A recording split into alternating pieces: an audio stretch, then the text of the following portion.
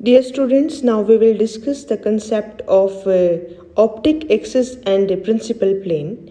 आपसे एग्जाम में straight forwardly इनका डेफिनेशन ही पूछ लिया जाता है, तो उस डेफिनेशन में आपको क्या लिखना है वो आज इस लेक्चर में हम डिस्कस करेंगे। और पूरा डिस्कशन बेस्ड है कैल्साइट क्रिस्टल के ऊपर। देखिए, कैल्साइट क्रिस्टल क्या है? एक क्रिस्टल है जिसका रोम्बोहेड्रॉन स्ट्रक्चर होता है, मतलब ऐसा स्ट्रक्चर जिसमें 6 फेसेस हैं और 6 फेसेस पैरेललोग्राम शेप में है, जिसमें एंगल्स 2 हैं, एक ऑब्ट्यूस एंगल है और एक एक्यूट एंगल है। ऑब्ट्यूस एंगल 102 डिग्री है, एक्यूट एंगल 78 डिग्री है। लेकिन इस क्रिस्टल के बारे में एक इंटरेस्टिंग थिंग वो है कि it has 2 blunt corners. Blunt corner अब क्या होता है? ब्लंट कॉर्नर ऐसा कॉर्नर होता है जहाँ पे तीनों ही एंगल ऑब्ट्यूस एंगल हो।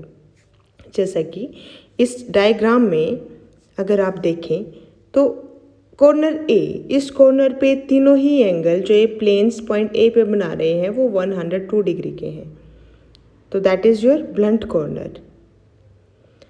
All the 3 angles of the faces meeting there are obtuse. This is the definition of blunt corners. तो जो आपका कैल्साइट क्रिस्टल है इसमें 2 तो कॉर्नर ब्लंट है और बाकी 6 कॉर्नर ब्लंट कॉर्नर्स नहीं है। क्यों नहीं है? क्योंकि उसमें तीनों ही एंगल ऑब्ट्यूस एंगल नहीं है। बाकी 6 कॉर्नर्स में एक एंगल ऑब्ट्यूस एंगल है और बाकी 2 एंगल एक्यूट एंगल है, मतलब एक एंगल 102 डिग्री है और बाकी 2 एंगल्स 78 डिग्री है, जिस कारण से आपके जो ये कॉर्नर्स हैं ये ब्लंट कॉर्नर्स नहीं हैं। तो हमें ब्लंट कॉर्नर्स का डेफिनेशन का यूज़ कहाँ करना है? उसका यूज़ आएगा in the concept of optic axis. समझते हैं क्या है कि ऑप्टिक एक्सिस किसी भी क्रिस्टल में क्या होता है। This is a line passing through any one of the blunt corner. देखिए, 2 बातें हैं इसमें। This is a line that is passing through any one of the blunt corner, की ऐसी लाइन होनी चाहिए जो किसी ब्लंट कॉर्नर से जाए, मतलब या तो ये ए से जा सकती है इस केस में या बी से जा सकती है। बाकी जो 6 आपके कॉर्नर्स है उनमें से किसी से लाइन पास नहीं हो सकती। And equally incline to the 3 axes meeting there, that is called your optic axis. कि ऐसी लाइन जो पहले तो ब्लंट कॉर्नर से जाए, दूसरी कंडीशन ये है कि this should be equally incline to all the 3 axes that are meeting at that point.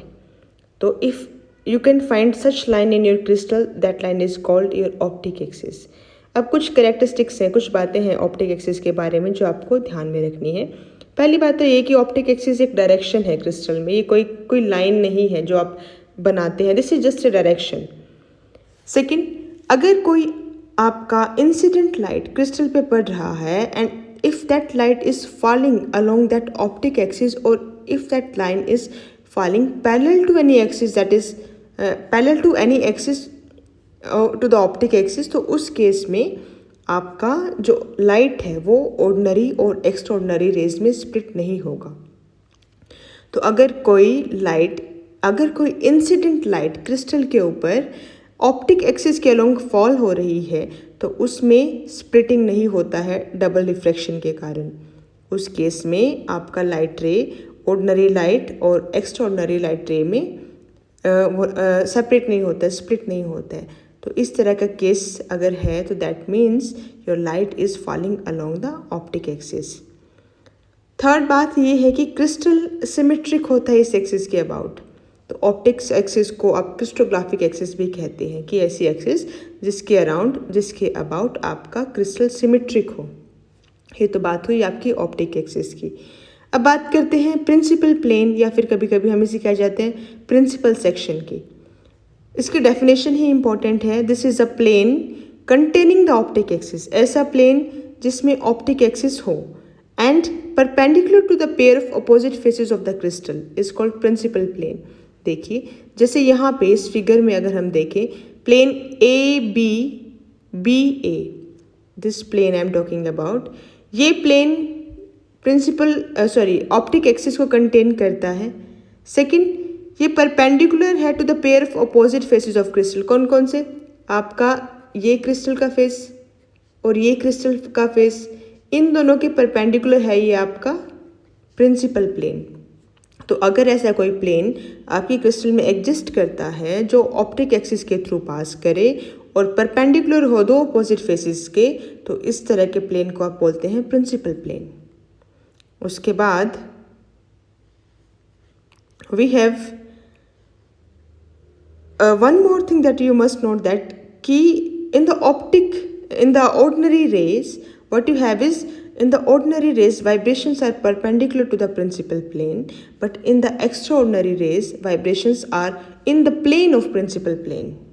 ठीक है, तो अगर आप बात करते हैं ऑर्डिनरी रेज की, उस केस में जो आपका प्रिंसिपल प्लेन जो अभी आपने ऊपर डिफाइन किया, उससे परपेंडिकुलर आपकी वाइब्रेशंस होती हैं, लेकिन एक्स्ट्रा ऑर्डिनरी रेज की वाइब्रेशंस प्रिंसिपल प्लेन में ही होती हैं। तो these are the things that you have to notice while studying a crystal।